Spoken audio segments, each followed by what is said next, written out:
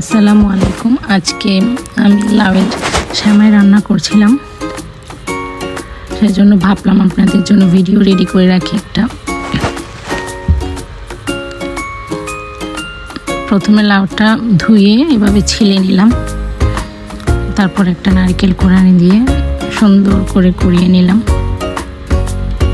লাউটা আস্ত থাকা অবস্থায় কুড়ালে একটু সুবিধা হয়, সেই জন্য আমি কেটে বিচি ফেলে ওভাবে করে নিই। ওই প্রসেসটাতে আমার কাছে একটু ঝামেলা মনে হয়, আমার কাছে মনে হয় এইভাবে কুড়িয়ে ফেললে সুবিধা। যতক্ষণ পর্যন্ত বিচি পর্যন্ত না পৌঁছে ততক্ষণ পর্যন্ত এভাবে কুড়িয়ে উপরের অংশটুকু নিয়ে ফেললে হয়।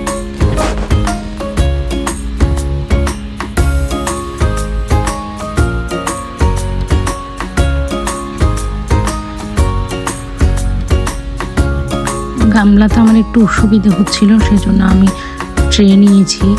তারপরে এখন লম্বাভাবে শুয়ে কাটতে ঘোরাতে আমার একটু সুবিধা হয়েছে।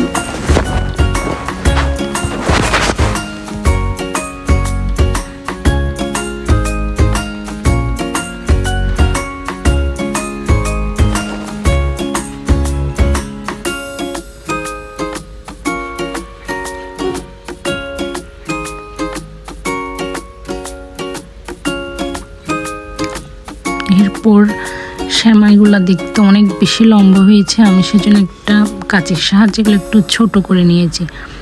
আপনারা চাইলে আরও বেশি ছোট করতে পারেন, আমি বেশি ছোট করিনি, মিডিয়াম লম্বা রেখেছি আর কি।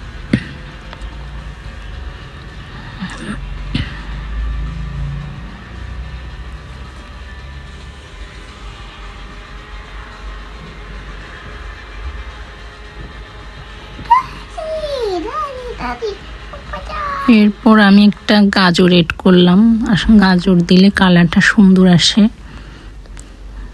যেহেতু গাজরও সেমাইয়ের মধ্যে ভালোই টেস্ট হয়। এভাবে হাতে করে কাটতে আসলে কষ্ট, সেজন্য আমি আবার ট্রেতে রেখে গাজরটা সুন্দর করে কুড়িয়ে নিলাম।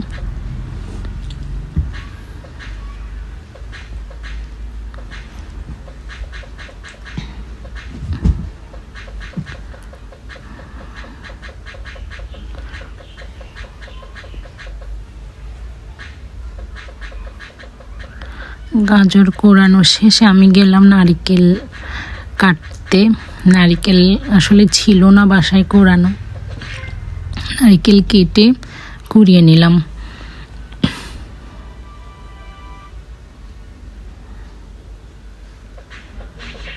নারকেলটা একটু কাটতে কষ্ট হচ্ছিল আমার, বাসার মধ্যে আসলে এভাবে সুবিধা করে কাটা যায় না।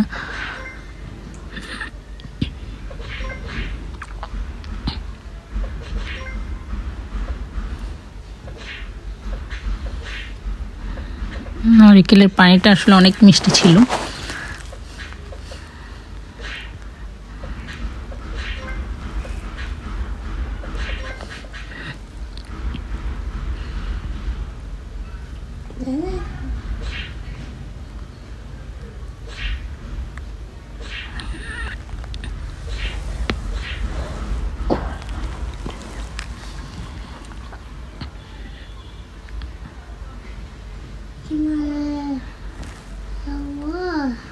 পানিটুকু আমরা ছেঁকে খেয়েছি, এখানে আসলে নারকেলের গুঁড়া পড়েছে অনেক, আর নারকেলের খোসা থেকে।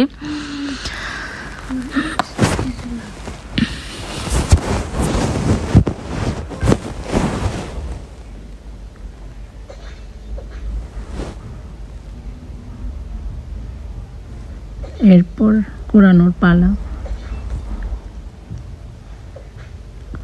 আমার আসলে দুইটাই, মানে পুরা নারকেলটা লাগবে না, অর্ধেকটাই নিব, আরেক দিকটা রেখে দিব ফ্রিজে।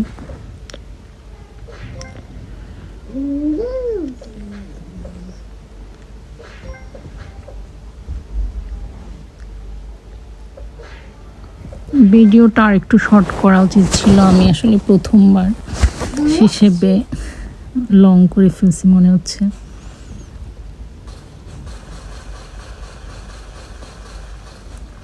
এই যে আমি অর্ধেকটা বক্স ভরে ফ্রিজে রেখে দিচ্ছি, আর অর্ধেকটা আমি হাতে নিব।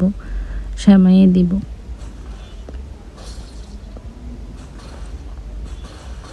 এরপর আসছে ইয়াটা ভাপিয়ে নেওয়ার পালা।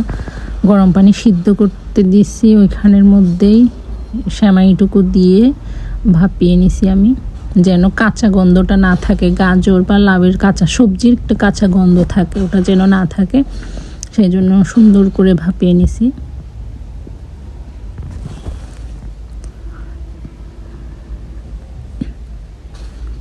ভাপিয়ে নেওয়ার পর যে কাজটা করতে হবে সেটা পানি ছেঁকে রেখে দিতে হবে একটা পাশে। বেশিক্ষণ করিনি, হয়তো 5-7 মিনিট। এরপর ঘি আপনার পরিমাণ মতো নেবেন, নিয়ে শুকনা এই এলাচ, দারচিনি আর হচ্ছে তেজপাতা, আমার কিছু দিন আমি যেহেতু লাল চিনি খাই, লাল চিনি দিয়েছি, আপনারা যে কোনো চিনি ব্যবহার করতে পারেন। তারপর নারকেল আমি অর্ধেকটা দিয়েছি আর অর্ধেকটা রেখে দিয়েছি, সেটা পরে দেখবেন। এই যে এখন ভালোভাবে কষিয়ে নিতে হবে, যদি হালকা কিছু কাঁচা গন্ধ থেকে যায় এই কষিয়ে নেওয়ার মধ্যে চলে যাবে। ভালোভাবে আপনাকে এটা কষিয়ে নিতে হবে। 7-8 মিনিট ধরে কষিয়ে নিলে গন্ধটা চলে যাবে।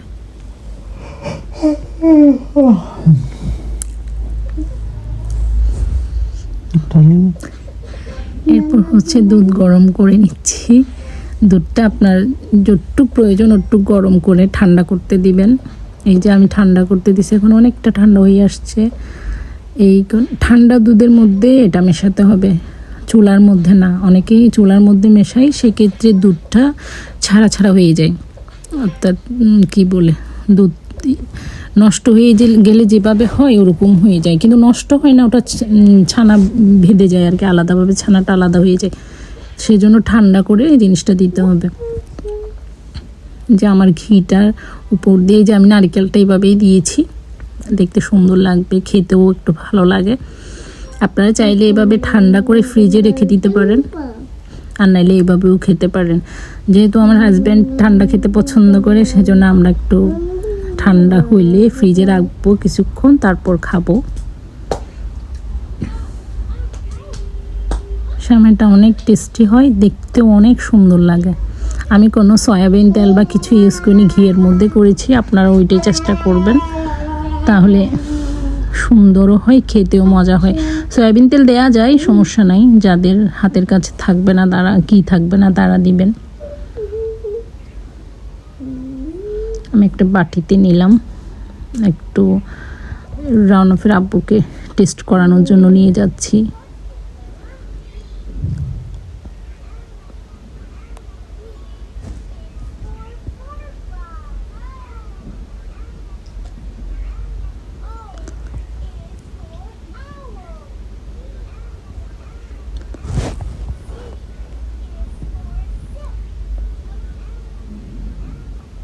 আজকের ভিডিওটা এটুকুই। সব ভালো থাকবেন। আসসালামু আলাইকুম, আল্লাহ হাফেজ।